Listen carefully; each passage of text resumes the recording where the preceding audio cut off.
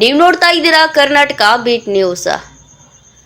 ಊಟ ಸೇವಿಸಿ ವಸತಿ ಶಾಲೆಯ ಮಕ್ಕಳು ಅಸ್ವಸ್ಥಗೊಂಡು ಆಸ್ಪತ್ರೆ ಸೇರಿದ ದಾಖಲೆ ಸಿಂಧನೂರಿನಲ್ಲಿ ಬೆಳಕಿಗೆ ಬಂದಿದೆ.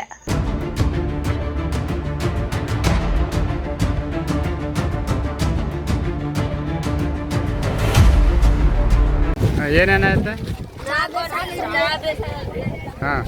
ಬರೇ ಚಾ ನೀರಾಗತ್ರಿ. ಅದ ಅನ್ನದಾಗ ಹುಳ ಬರ್ತರಿ. ಎಷ್ಟು ಸಲ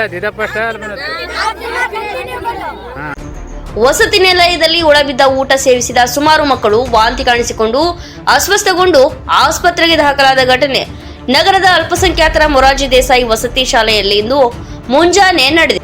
ತಾಲೂಕಿನ ಒಳಬಳ್ಳಾರಿ ರಸ್ತೆಯಲ್ಲಿರುವ ಅಲ್ಪಸಂಖ್ಯಾತರ ಮೊರಾರ್ಜಿ ದೇಸಾಯಿ ವಸತಿ ಶಾಲೆಯಲ್ಲಿ ಇಂದು ಮುಂಜಾನೆ ಪಲಾವ್ ಮಾಡಿದ್ದು ಮಕ್ಕಳು ಸೇವನೆ ಮಾಡಿದ್ದು ಪಲಾವ್ದಲ್ಲಿ ಹುಳಗಳು ಕಂಡು ಬಂದಿದ್ದು, ಇದರಿಂದ ಕೆಲ ಮಕ್ಕಳು ವಾಂತಿ ಮಾಡಿಕೊಂಡ್ರೆ ಇನ್ನು ಕೆಲ ಮಕ್ಕಳಿಗೆ ತಲೆನೋವು ಹಾಗೂ ಚಕ್ರ ಬರತೊಡಗಿದ ಮೇಲೆ ವಸತಿ ನಿಲಯದ ವಾರ್ಡನ್ ಅಮರಗುಂಡಪ್ಪ ಮಕ್ಕಳನ್ನ ತಾಯಿ ಮಕ್ಕಳ ಆಸ್ಪತ್ರೆಗೆ ದಾಖಲು ಮಾಡಿದ್ರು.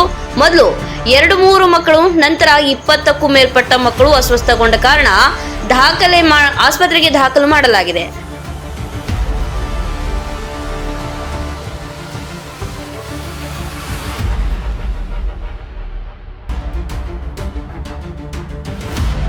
ಇನ್ನು ವಿಷಯ ತಿಳಿದು ಬಿಜೆಪಿಯ ಮುಖಂಡರಾದ ಕೆ ಕರಿಯಪ್ಪ, ಸಿದ್ದರಾಮೇಶ ಮನ್ನಾಪುರ್, ಮುತ್ತು ಭರ್ಸಿ, ಬಸವರಾಜ್ ನಾಯಕ್, ವಿರೂಪಾಕ್ಷಿ ಗೆಜಲ್ಗೆಟ್ಟಿ, ಹುಸೇನಪ್ಪ ಸೋಲಂಗಿ ಸೇರಿದಂತೆ ಇನ್ನಿತರರು ಆಸ್ಪತ್ರೆಗೆ ದೌಡಾಯಿಸಿ ಬಂದು ಮಕ್ಕಳ ಆರೋಗ್ಯ ವಿಚಾರಿಸಿ ಸೂಕ್ತ ಚಿಕಿತ್ಸೆಯನ್ನ ನೀಡುವಂತೆ ವೈದ್ಯರಿಗೆ ಸಲಹೆಯನ್ನ ನೀಡಿದರು. ಮುಂಜಾನೆ ಪಲಾವ್ ಮಾಡಿದ್ದು ಹುಳ ಬಿದ್ದಿದ್ದು ನಿಜ, ಮಕ್ಕಳ ಆಹಾರ ತಿನ್ನಲಿಲ್ಲ, ಬೇರೆ ಆಹಾರವನ್ನ ನೀಡಲಾಯಿತು. ಅಷ್ಟರಲ್ಲಿ ಮಕ್ಕಳಿಗೆ ತಲೆನೋವು ಕಾಣಿಸಿಕೊಂಡ ಕಾರಣ ಆಸ್ಪತ್ರೆಗೆ ದಾಖಲು ಮಾಡಲಾಗಿದೆ ಎಂದು ವಸತಿ ನಿಲಯದ ವಾರ್ಡನ್ ಅಮರಗುಂಡಪ್ಪ ಪ್ರತಿಕ್ರಿಯೆಗೆ ಮಾಹಿತಿಯನ್ನ ನೀಡಿದ್ರು. ಮಕ್ಕಳನ್ನ ದಾಖಲು ಮಾಡಿಕೊಂಡು ಚಿಕಿತ್ಸೆ ನೀಡಲಾಗುತ್ತಿದೆ, ಆದ್ರೆ ಯಾವುದೇ ಅಪಾಯ ಇಲ್ಲ.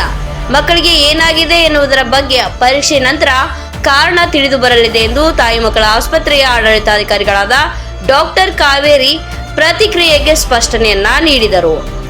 ವಸತಿ ನಿಲಯದಲ್ಲಿ 540 ಮಕ್ಕಳ ಅಭ್ಯಾಸ ಮಾಡುತ್ತಿದ್ದು, ಈಗ 21 ಮಕ್ಕಳು ಅಸ್ವಸ್ಥಗೊಂಡಿದ್ದಾರೆ. ಅವರಿಗೆ ಆಸ್ಪತ್ರೆಯಲ್ಲಿ ಚಿಕಿತ್ಸೆಯನ್ನ ನೀಡಲಾಗುತ್ತಿದೆ. ತಾಲೂಕು ಆರೋಗ್ಯಾಧಿಕಾರಿಗಳಾದ ಡಾಕ್ಟರ್ ಅಯ್ಯನಗೌಡ ನೇತೃತ್ವದ ವೈದ್ಯರ ವಸತಿ ನಿಲಯಕ್ಕೆ ಭೇಟಿ ನೀಡಿ ಆಹಾರ ಗುಣಮಟ್ಟ ಪರೀಕ್ಷೆ ಮಾಡಿದ್ರು.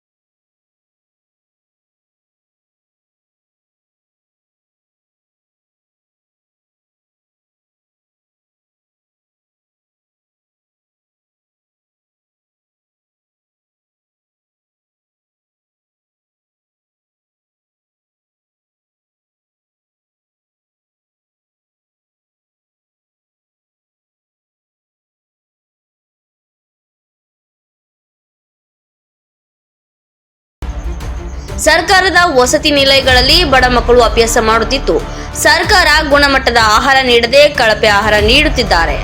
ಇನ್ನು ಅದೃಷ್ಟವಶಾತ್ ಯಾವ ಮಕ್ಕಳಿಗೆ ಯಾವ ಅಪಾಯವೂ ಕೂಡ ಆಗಿಲ್ಲ. ಏನಾದರೂ ಹೆಚ್ಚು ಕಮ್ಮಿ ಆದ್ರೆ ಯಾರ ಹೊಣೆ? ಮುಂದೆ ಈ ರೀತಿ ಆಗದಂತೆ ಕ್ರಮ ಕೈಗೊಳ್ಳಬೇಕು ಎಂದು ಬಿಜೆಪಿಯ ಮುಖಂಡರಾದ ಕೆ ಕರಿಯಪ್ಪ ಸರ್ಕಾರವನ್ನ ಒತ್ತಾಯ ಮಾಡಿದರು. ಮಕ್ಕಳು ಆಸ್ಪತ್ರೆಗೆ ದಾಖಲಾದ ಮಾಹಿತಿ ತಿಳಿದು ಡಿವೈಎಸ್ಪಿ ಚಂದ್ರಶೇಖರ್ ಜಿ ನಾಯಕ್, ಗ್ರಾಮೀಣ ಸಿಪಿಐ ವಿನಾಯಕ್, ನಗರ ಪೊಲೀಸ್ ಠಾಣೆಯ ಪಿಐ ವೀರಾರೆಡ್ಡಿ, ಬಳಗನೂರು ಪೊಲೀಸ್ ಠಾಣೆಯ ಪಿಎಸ್ಐ ಯರಿಯಪ್ಪ ಸೇರಿದಂತೆ ಇನ್ನಿತರ ಪೊಲೀಸ್ ಅಧಿಕಾರಿಗಳು ಆಸ್ಪತ್ರೆಗೆ ಭೇಟಿ ನೀಡಿ ಘಟನೆ ಸಂಬಂಧ ಮಾಹಿತಿಯನ್ನ ಪಡೆದುಕೊಂಡ್ರು. ಕ್ಷಣ ಕ್ಷಣದ ಸುದ್ದಿಗಾಗಿ ನೋಡ್ತಾ ಇರಿ ಕರ್ನಾಟಕ ಬೀಟ್ ನ್ಯೂಸ್.